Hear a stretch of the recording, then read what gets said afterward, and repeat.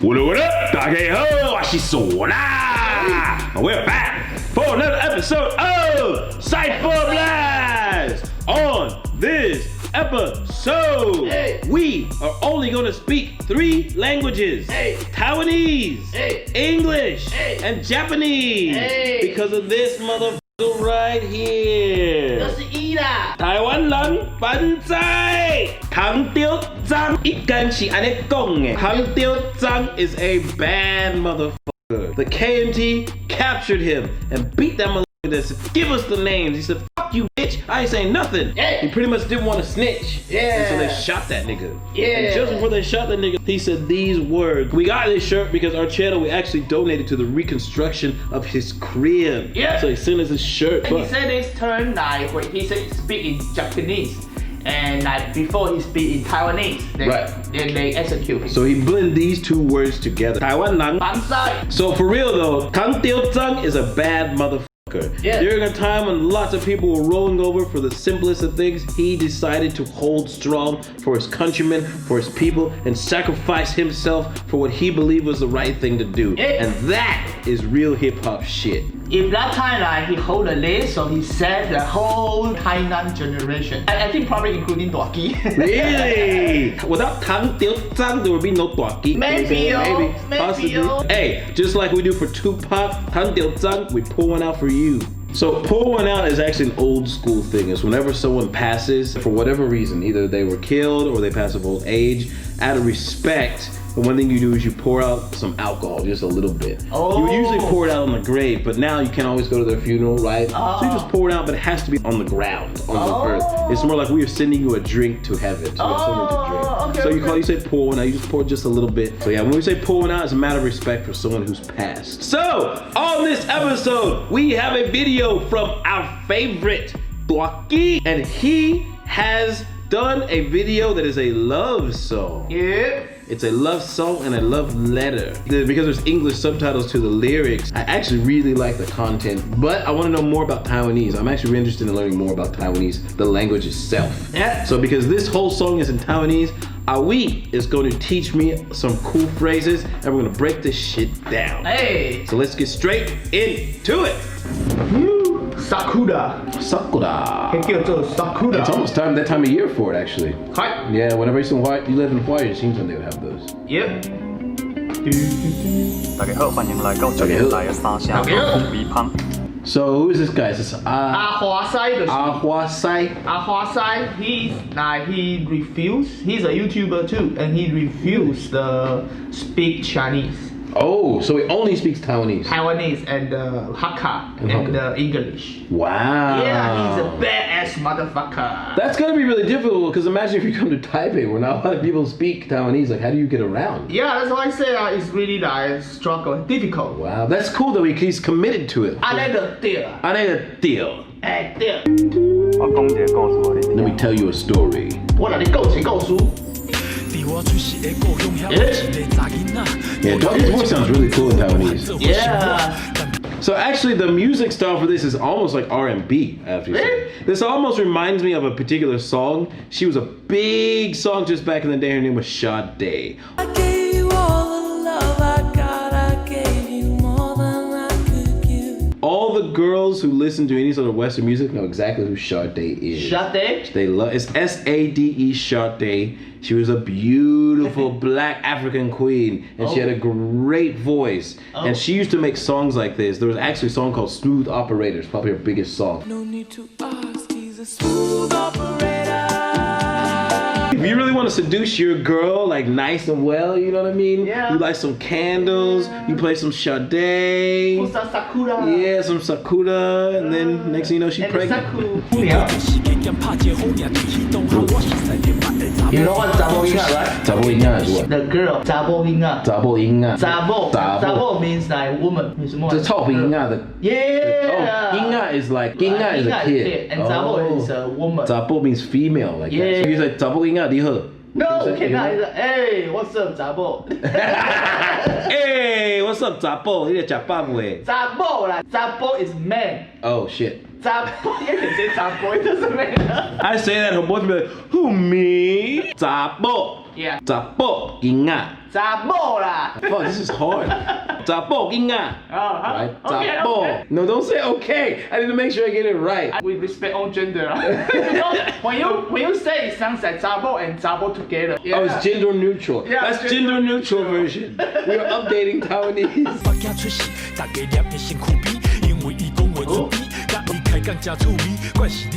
And I will teach you one 素息. 素息. 素息 is mean comfortable.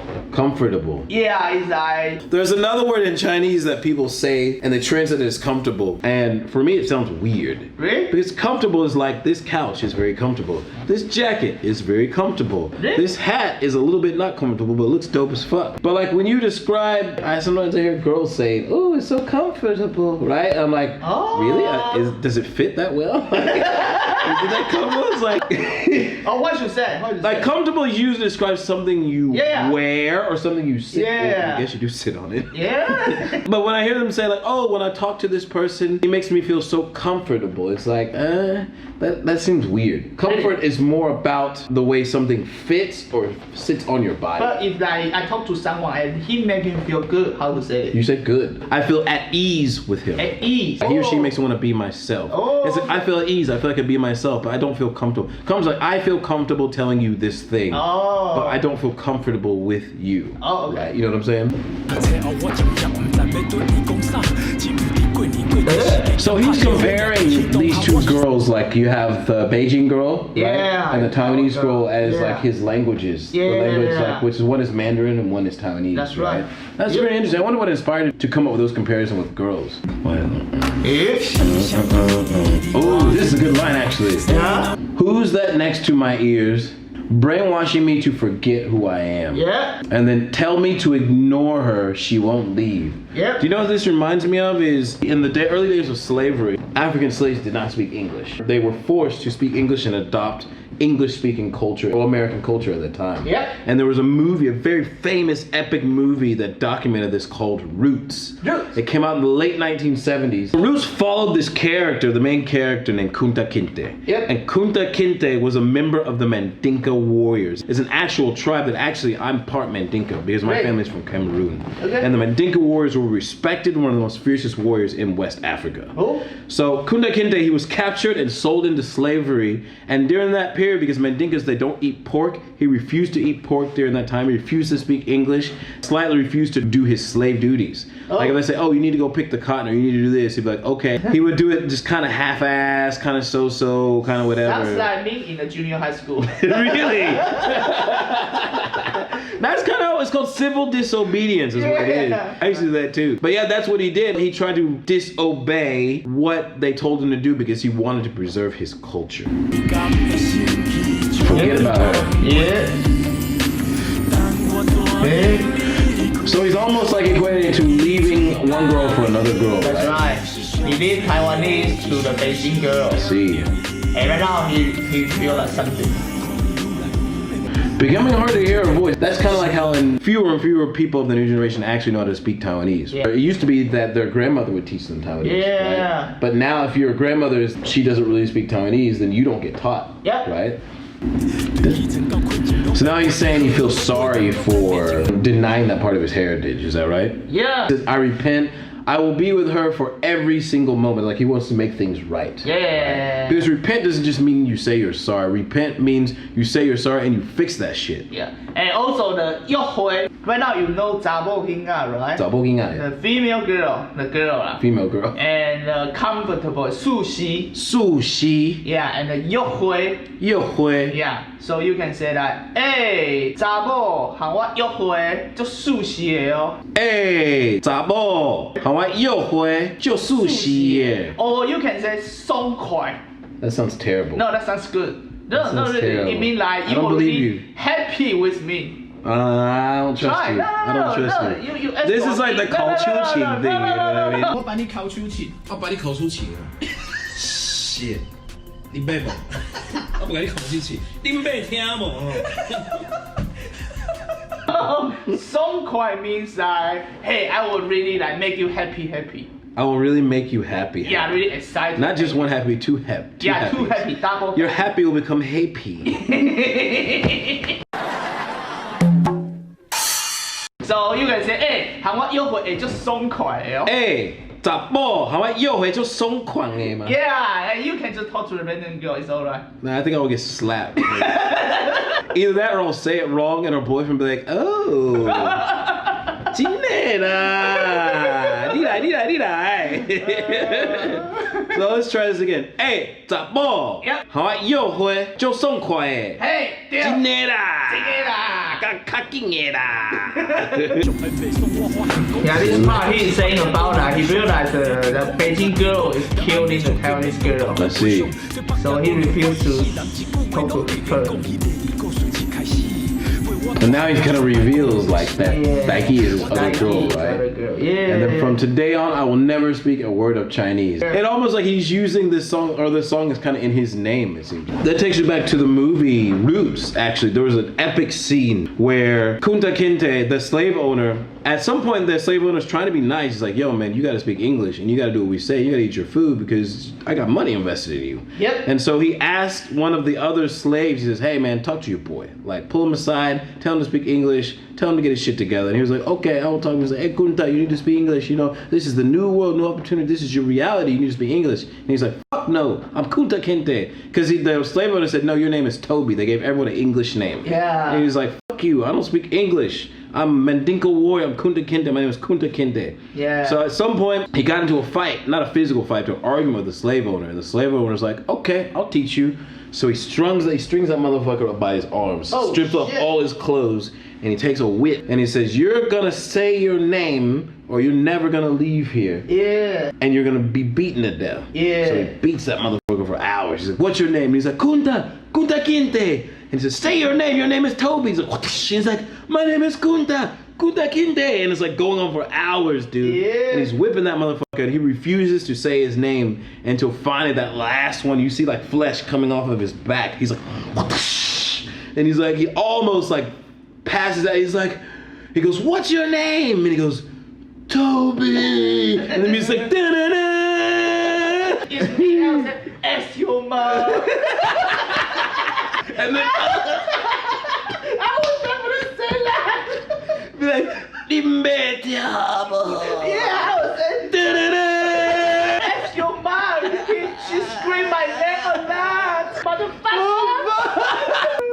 But yeah, we're laughing about it now, but when that movie came out, people cried when that scene came on. Really? Black people just get angry all over again. That was like the whole part when the whole Black Panther movement was kind of on its heels when the Black Panther thing started. So that movie started a conversation, man, because it was like, it's one thing to go to the movie theater and see that, but to have it in your living room, because you have to understand, like, that generation, everyone got together as a family to watch television. Yeah. So it was like an event. So Dwagie. Why is it not Dwagie? What is Tai Chi? Dwagie is that thing. That what thing have event Oh. thing. And Dwagie is like Taiwanese. Taiwanese Language, okay. Yeah.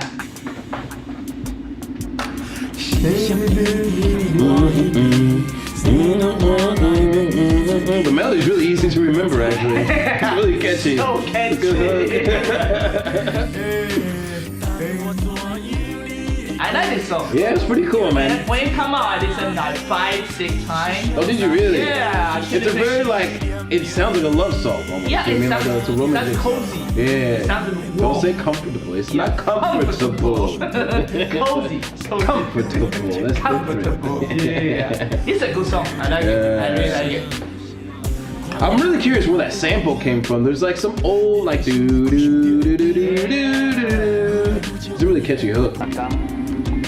Now I refuse to speak Chinese in my everyday life. It's caused me so much trouble and inconvenience. Yep. That's Ahua Saya. Yeah. Ahua Saya, he said it's so inconvenient to not speak in Chinese. It's for nerds. Hey, hold up. It says speaking Taiwanese is the most romantic thing I can do in my life. Yeah. Is that considered romantic though?